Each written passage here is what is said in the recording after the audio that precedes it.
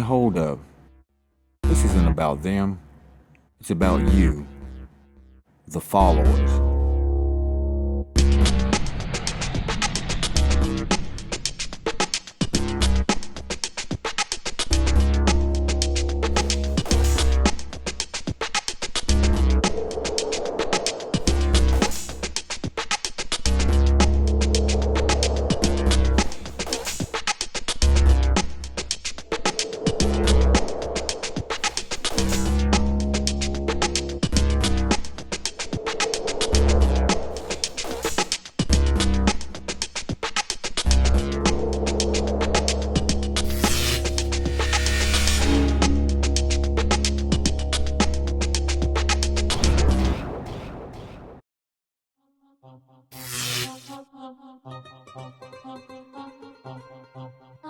Throughout history, with military, citizenry, or a combination of both, rulers and dictators alike have been lifted to positions of power that are godlike.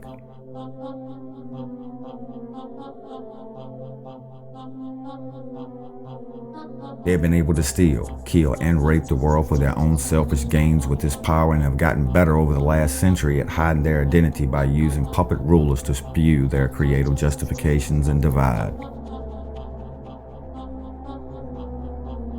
These justifications are nowhere more apparent than in the vernacular and paraphernalia of their followers. Chants, hand signs, and other artistic decor are created by the followers to pay homage to their godlike ruler and, of course, to show discontent and disgust towards the followers on the opposing side. As both sides become filled with more hate for one another, it becomes harder and harder to tell them apart.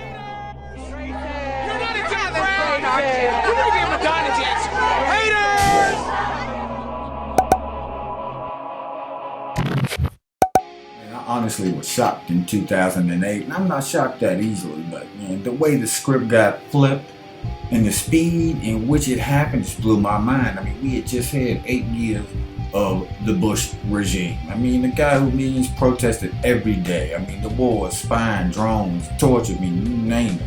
I was one of those people. I mean, I was called a traitor, unpatriotic, a commie, a hippie, and told that if I didn't like this country, I should just leave. I mean, you know, now YouTube over there was a place, you know, where people called me a true patriot. We even had a group back then when YouTube had groups called the True Patriot Action, and we would do collaboration videos on the Bush administration, screaming conspiracy at the top of our lungs.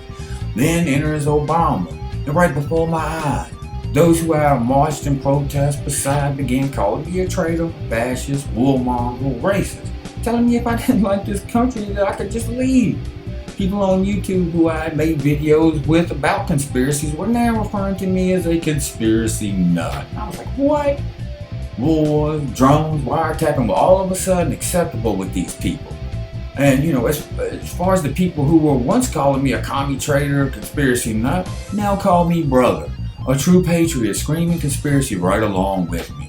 This transition happened so fast I couldn't tell the difference between the right and left wing anymore. I mean, the lines totally blurred.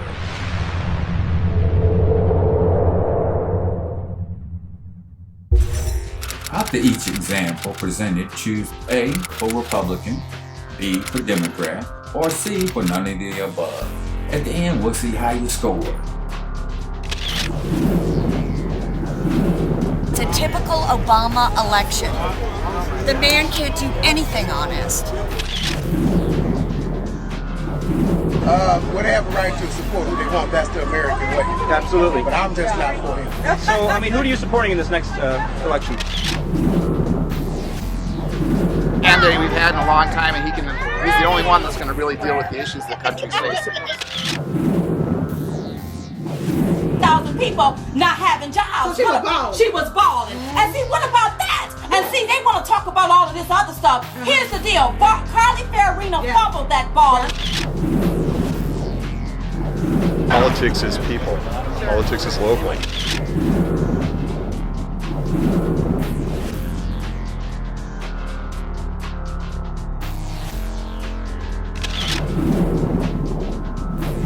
Donald Trump is a bully and a bigot.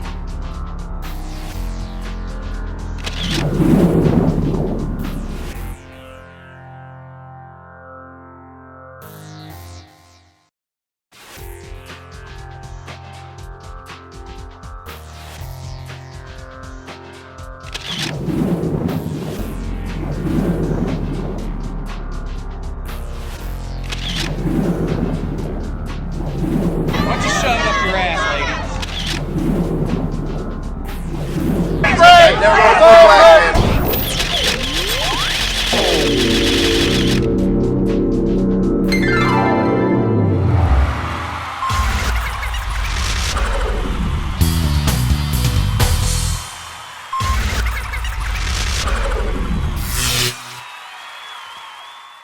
Anything honest.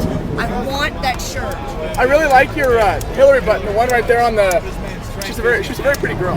That's when she was a Goldwater girl. So, I mean, who are you supporting in this next election? I'm leaning towards McCain. McCain. Yeah, McCain. Oh, the best candidate we've had in a long time, and he's the only one that's going to really deal with the issues the country's facing. Carly Farina fumbled that ball, in case you all didn't notice. And guess what? Team Donald Trump ended up picking up that ball, and that's why he is leading in the polls. Politics is people. Politics is local.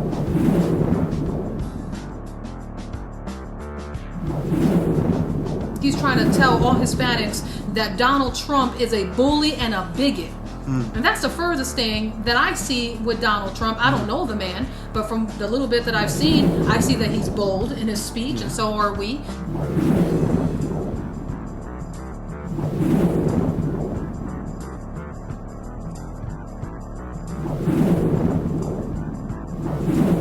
Medicine? Who are you with? Is it socialism?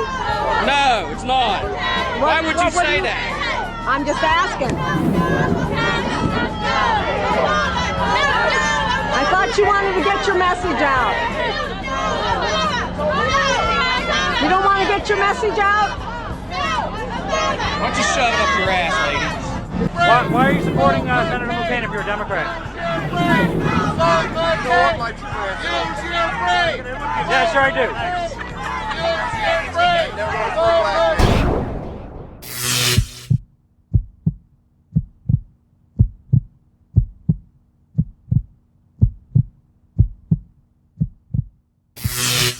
Racism is another tactic that is pushed to keep the followers sided and divided when it comes to Republicans and Democrats. Both sides point the finger at another one, exclaiming the other is a racist.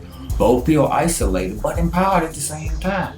Each is a victim, but yet the attacker, the aggressor. Most appear to not even comprehend that they are racist themselves, even though it flows from their mouth so fluently. They hear the words filtered through this complex system that's been programmed, leading them to believe whatever the puppet masters have intended for them to. This is pushed to the degree the followers begin to create their own rationalizations for the things that they say, do, and feel without even realizing they become the very thing they say they oppose, nor do they know that it is all by design. You're racist! Because what's racist? Illegal immigrants? We are human, so you're racist! What do you know about me? I believe you're the racist. I know your president's a racist because everything with him is racist. No, it's too many rednecks here in West Virginia. I'm an old Southern boy, and I just don't know if I can see a black man making a change. Right, you're racist and you know you are. You're a racist. It's not the racist. Why does that matter? Racist. I don't care. What? Fucking got your penis. Fuck got your penis. Fucking racist. I hate white people. All of them. Every last iota of a cracker, I hate it. When you've got a Negro running for president, you need a first stringer. He's definitely a second string. Why'd you have to call me a chink? Get over it, bro. No, I'm not gonna get over it. I would never call you guys any racial epithet. We were having a conversation. You called us black, what, about 15 minutes ago? Ain't none of us up here black, so that's a racist remark. That's racist. Fucking on your ass. Stop being an asshole. You think calling someone black is the same as calling someone a chink? Yes. I'm not fucking black. Idiot. Hey, shut your yellow ass up. You're fucking even. What's up? You're fucking even. It's over. You're racist! You're racist! You're racist! You're racist! There it is, right above the McCain-Palin sign, a makeshift ghost hanging from a noose. A Barack Obama sign attached upside down, Obama's middle name, Hussein, spray-painted and misspelled above. Mike Lunsford hung the ghost in his yard. He spoke to us off camera saying his views could hurt his employer's business, but he also says make no mistake, he doesn't want an African-American running the country. Yeah, Jeff you goops. Yeah, that's right. Jeff the goops. Now I hate mobile fights. Right, man, these goops and you damn East Indians, you piece of shit coolies. I want to sound racist here, but I do not want a black man running my country. It doesn't matter what color or your nationality is. It's all about change. The Chinese motherfucker coming over here selling liquor in the hood. The Chinese motherfucker coming over here selling liquor in the hood. We got Arabs coming over here. And so that they won't do another 9/11. It doesn't matter what color or your nationality is. It's all about change. A cartoon featuring a picture of Democratic presidential candidate Barack Obama on a $10 food stamp, surrounded by a bucket of chicken, Kool-Aid, ribs, and watermelon. Why is it not racist? Because you taking it as racist, we did. It's a watermelon, a bucket of chicken. So what? Those are African American stereotypes. Really? Who says that? You? So what does the chicken and the watermelon and the ribs mean then? Oh, what does the spaghetti and meatballs mean? Because a damn gook, see, a gook ruling over you niggas, that shit anger you, man. Racist. Why don't you go in there and tell Obama that he's supporting La Raza? Wow, you're so tall. It means the race. Because I'm a man. That's right. La Raza, boy. Little fucking potato head. Hey, boy. Hey, I'm gonna call you Spud from now on. Is that right? Hey, boy. Hey, boy. Hey, boy. Hey, boy. Hey, boy. Hey, boy. Shut up, boy. Shut up, boy. Hey, boy. Shut up, boy. Hey, boy. Shut up, boy. Fuck you. Fuck you. Fuck you, devil. Fuck you. Hey, boy. Come down, boy. Come down, boy. Take your medication. Take your medication. Come down. Beaner. Fuck you. Fuck you. Fuck you. Got your bean. Fuck you. Got your bean. Beaner. Fuck you. Got your beaner. Got your bean, pendejo. Beaner, desgraciado, traidor. You want freedom? You're gonna have to kill some crackers. You're gonna have to kill some of their babies.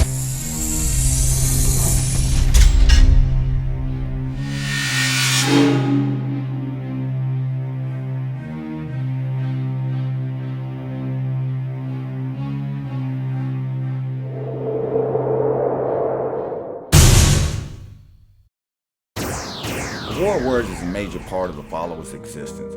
Without being fed a steady regiment of them, most followers wouldn't be able to participate.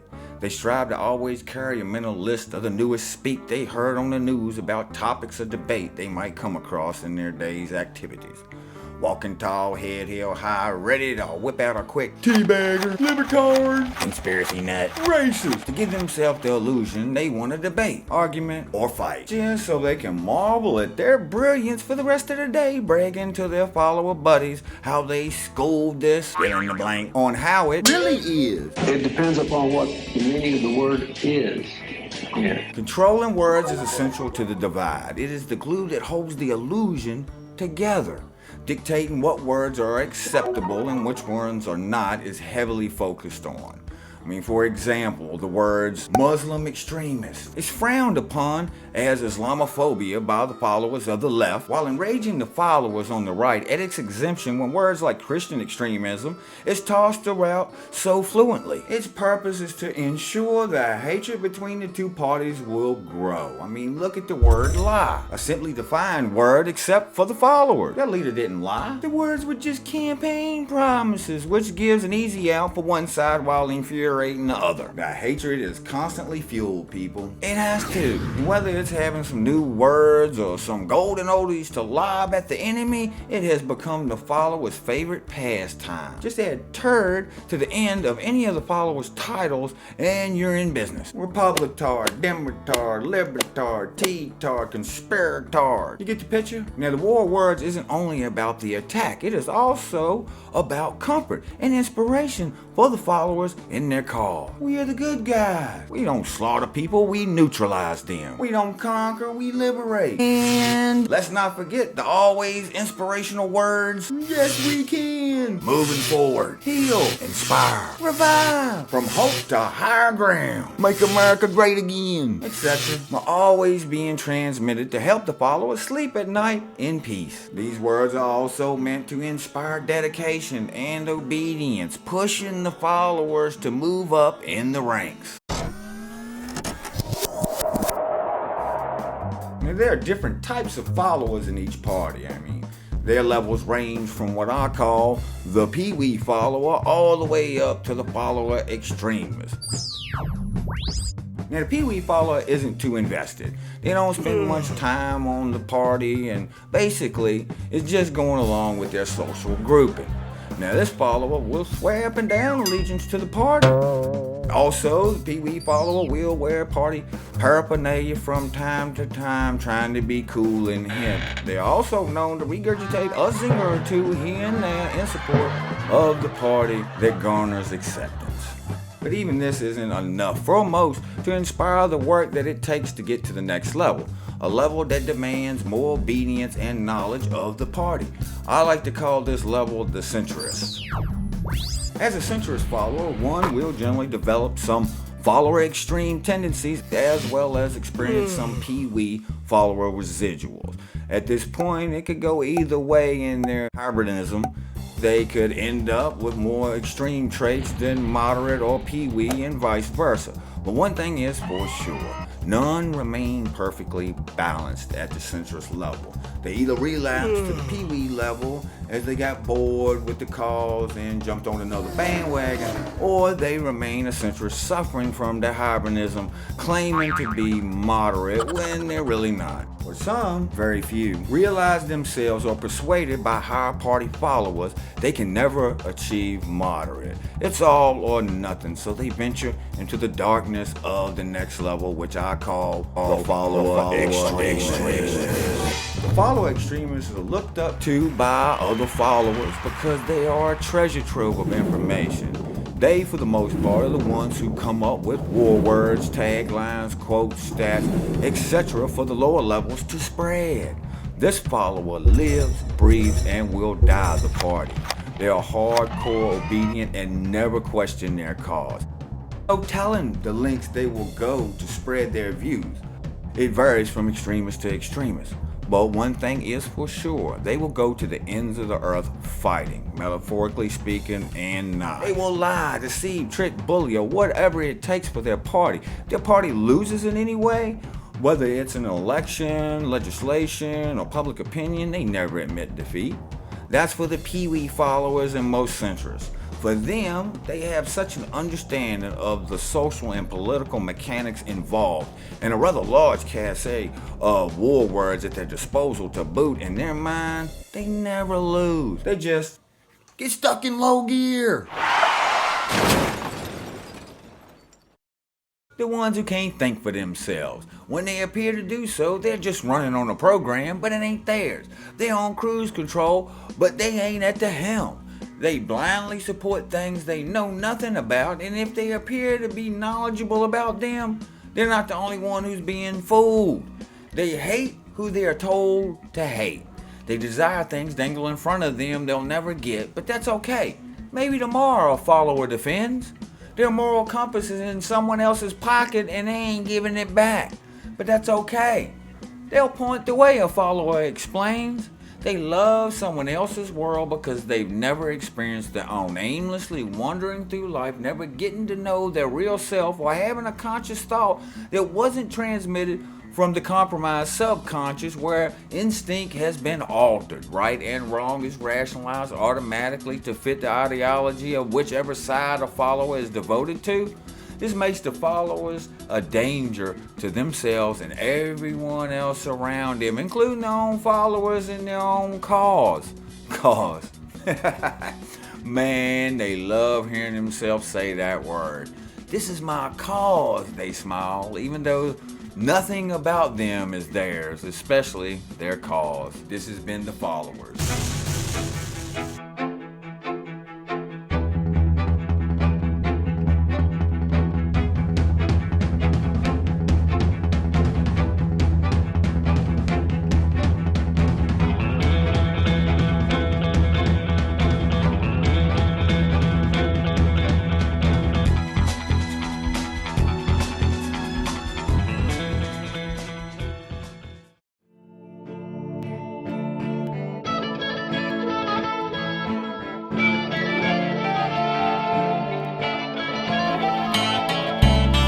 When I was young, I had respect and let people have the say. It's carried on through my whole life, and I'm still the same today. What's with all the kids today? No one's got any latest craze to hit the shops, and they can't wait to stand in line. Where did all the love go? Or the selfless act? People get so slow to move, they'll meet themselves on the way back.